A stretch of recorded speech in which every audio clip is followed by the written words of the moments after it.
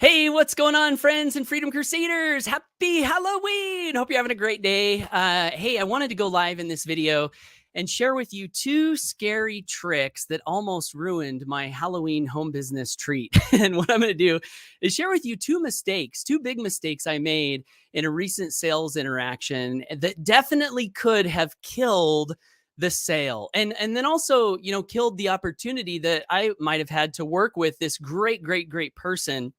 And so what I want to do is pass along these two mistakes in this video so that hopefully if you're not aware of these mistakes in building either a network marketing business or an affiliate marketing business, you can be aware of them so as not to make them like I did.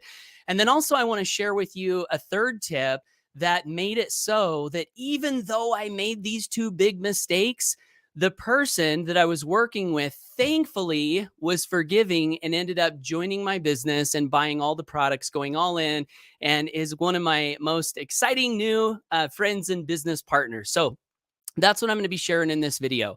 And unfortunately, StreamYard is not showing me names of some of the people that are commenting. So I really apologize for that. Maybe when you make your comment, let me know your name and I can shout your name out.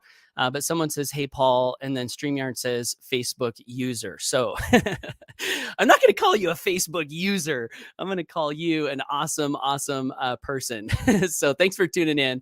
And yeah, if you're tuning in live, comment below. Let me know who you are. I see we've got a few live viewers. Thanks for being here. If you're watching the replay, let me know below also. So before I get into the content, I did just want to shout out some awesome people who have recently been commenting and interacting on my videos and helping me put out better content, because that's one of the cool things about people who leave comments is I can learn from them. I can showcase them in the videos and we can all learn from each other, which I think is super cool. That's Rich Thames. So awesome, Rich. I love your first name, by the way. I want to be rich. Greg Napier's, he's on my live. Thanks, Greg. And Chase says, good morning. Good morning, Chase. Okay, so shout out to Daniela Taylor, Bill Fever, Joe Perry, Arnita Webb, David Gibson, Sam Simmons, Adam Carr, Amy Star Allen, Joe Shannon, Timothy Simpson, Matt Ingerson, Gio Gianta, Chase Swift, who's here live today. Hey, Chase, good to see you again. Greg Napier, who's here live. Good to see you here again, Greg. Edward McKinney, Mike Hobbs, and Cindy Butcher. So, guys, thanks for commenting on my recent videos. I appreciate that. So, all right, here's the content. Two scary tricks. So here's how the story goes. So if you've been watching some of my recent videos, I've been talking about this really great new friend that I met. And we connected on a phone call for like 90 minutes and the next morning on a Zoom for 2 hours. And we were talking about anything and everything that was fun, inspiring, enlightening. I was sharing value. He was sharing value. And I was just having the best time ever. And because I was having the best time ever, what ended up happening was I made two big mistakes. And the way this went down was after 5 hours of interaction with this person, I just sort of assumed that this person was ready to, basically get started and run full steam ahead with me and my business. And I think at the end of our 90-minute phone call, I said, where are you at? Are you ready to get started? At the $25 level? Do you need some more time to think? And he said, yeah, I'm ready to get started. So he ended up joining for that $25 level. And while he was joining, I let him know that he could check a box on the page to get a 2-week free trial to our second product, which is our second continuity product. But I didn't take the time to ask if he was checking that box. And so he joined. And then the next day, I kind of assumed that he had checked that box. And had he checked that box, he would have then seen our third and final product and, learned about that, which is a one-time purchase and a little bit higher of an investment. Not too much. We keep our products, our philosophy behind our products on price, by the way. And I think this is a great tip. This comes from Napoleon Hill, who got it from the Bible. He said, when Napoleon Hill was talking about how much money, should you strive to earn in your life, he said, there's a great phrase in the Bible. And that phrase is not too much, not too little.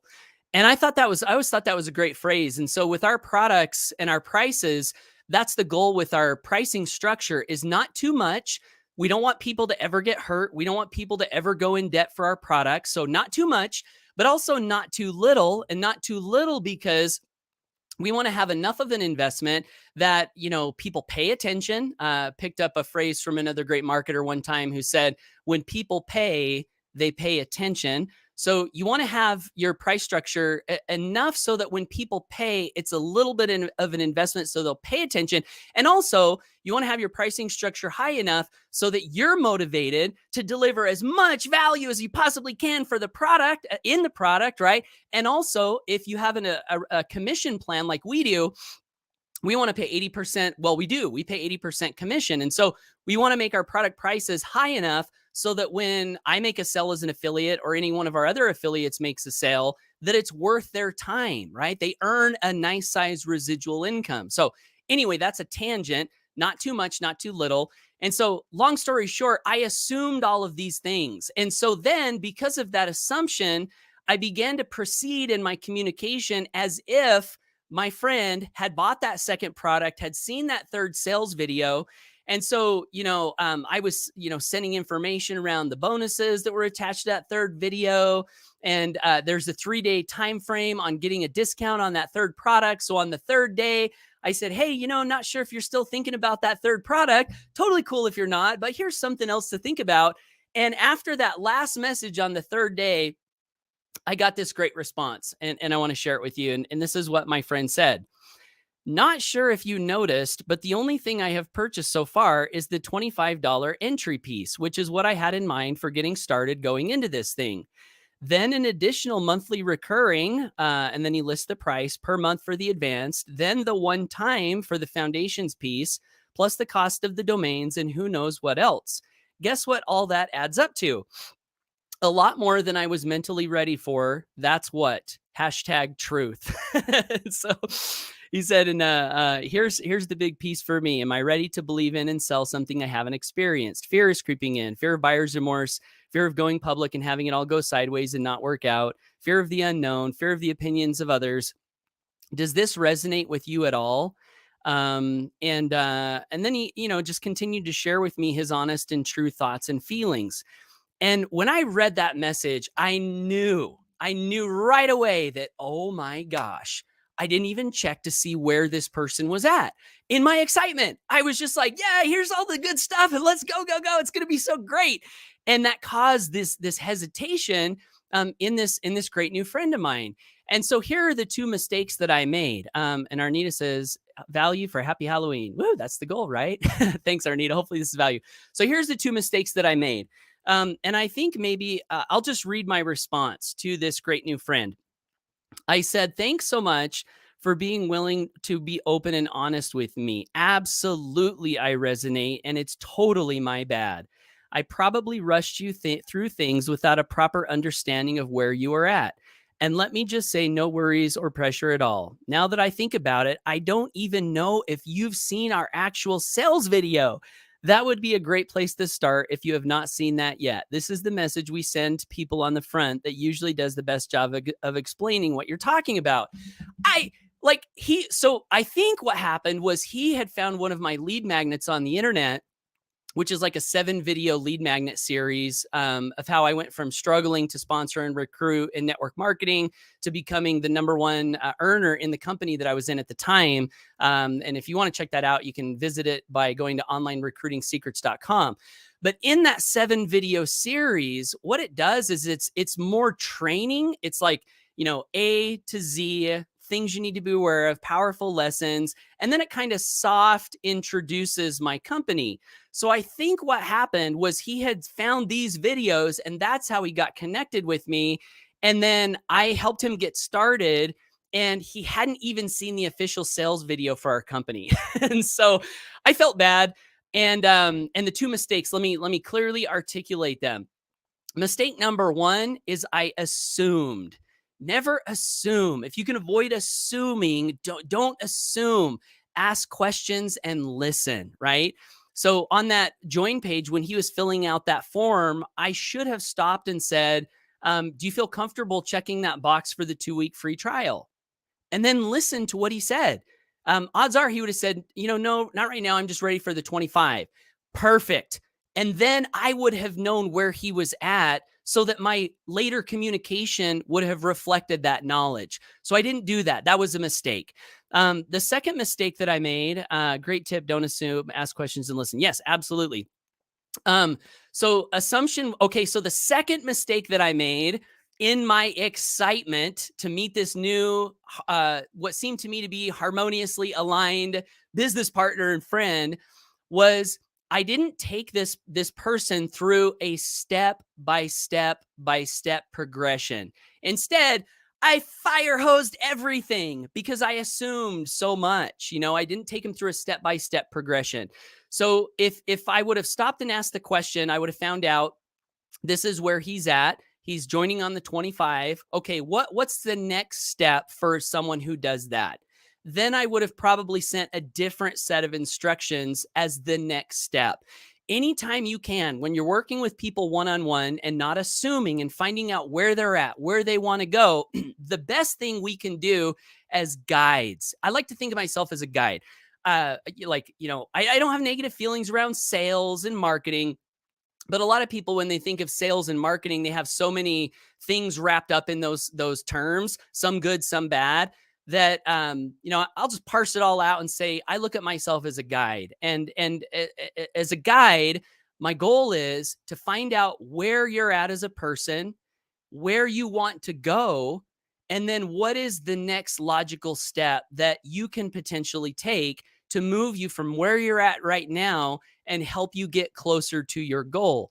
And I never force people. I never, I strive to always respect people's decisions.